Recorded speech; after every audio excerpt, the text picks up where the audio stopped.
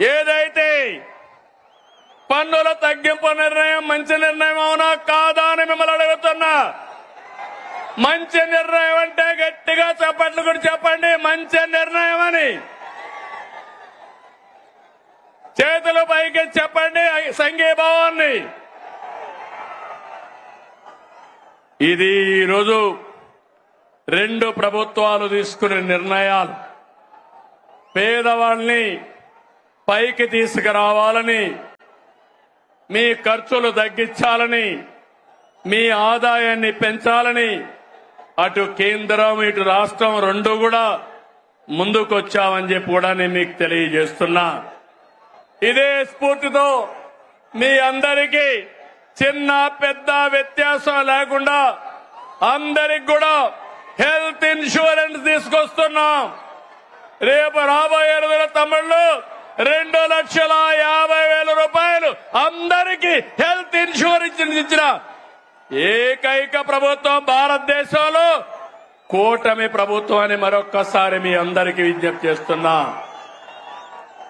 ఇంకో పక్కన మీరు గుర్తుపెట్టుకోవాలి, పేదవాళ్ళందరికీ 25 లక్షల వరకు ఆరోగ్యశ్రీ కింద ఆర్థిక సహాయం చేస్తాం. దీనివల్ల మీ వైద్య ఖర్చులు తగ్గుతాయి. ఇంకో పక్క మీరు చూస్తే కొత్తగా ఒక సంజీవని ప్రాజెక్టు తీసుకొస్తున్నాం. దీని ద్వారా ప్రతి ఒక్క వ్యక్తి ఆరోగ్యాన్ని కాపాడే బాధ్యత ఈ ప్రభుత్వం తీసుకుంటామని చెప్పి నేను మీకు తెలియజేస్తున్నా. నిన్న మొన్న చూశారు, ఒక నాయకుడు ఉన్నాడు ఈ రాష్ట్రంలో, మెడికల్ కాలేజ్ అంటే తెలియని నాయకుడు. ఆయన మాట్లాడుతున్నాడు, నేనేదో పొడి చేశాను, మీరు దానికి ఏదో ఇది చేశారని. నేను ఒకటే చెప్తున్నాను, ఈరోజు భూమి ఇస్తే మెడికల్ కాలేజ్ అయిపోదు. ఈ రాష్ట్రంలో విద్యా సంస్థలకి ప్రాధాన్యత ఇచ్చిన ప్రభుత్వం ఎన్డీఏ ప్రభుత్వం, కేంద్ర ప్రభుత్వం, ఇటు రాష్ట్ర ప్రభుత్వం. రాష్ట్రంలో మెడికల్ కాలేజీలు తెచ్చిన ప్రభుత్వం తెలుగుదేశం ప్రభుత్వం అవునా కాదా అని మిమ్మల్ని అడుగుతున్నాను. ఈరోజు దగ్గర 17 కాలేజీలుంటే ఒక కాలేజీ మాత్రం మొన్నే పాడేరు ఆపరేషన్ చేశాం. 16 కాలేజీలు చేయలేకపోయాం. ఫౌండేషన్ వేయడం, రిబ్బన్ కట్ చేయడం, నేనేదో చేశామని చెప్పుకోవడం కాలేజీ నడిపే విధానం కాదు. అందుకే ఈరోజు ఈ ప్రభుత్వం పీపీపీ విధానం తీసుకొచ్చాం. ఆస్తి మనది, వేరే వాళ్ళు దాన్ని రన్ చేస్తారు, జవాబుదారీతనంగా ఉంటారు.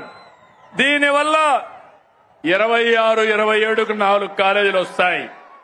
27, 28కి 7 కాలేజీలు వస్తాయి. దీనివల్ల 50% సీట్లు కన్వీనర్ కోటా కింద వస్తుంది. అది అంత మునుపు ఫీజుల కోసం పెట్టిన కాలేజీలు చూస్తే 42% వస్తాయి. ఈ రోజు మా మంత్రి సత్యకుమార్ యాదవ్ గారు ఇక్కడే ఉన్నారు. మొన్నే సవాలు విసిరారు, మీరు చర్చకు వస్తానంటే రేపు అసెంబ్లీకి రండి, మీరేం చేశారో మేమేం చేశామో చెప్పడానికి సిద్ధంగా ఉన్నామని సవాలు విసిరారు. ధైర్యం ఉంటే అసెంబ్లీకి వస్తే మొత్తం తేలిపోతుందని చెప్పి కూడా నేను మీకు తెలియజేస్తున్నా. తమిళ బీసీ సోదరులు, అనంతపురం జిల్లా అంటే గుర్తొచ్చేది బీసీ సోదరులు. తెలుగుదేశం పార్టీకి వెన్నెముక బీసీ సోదరులు.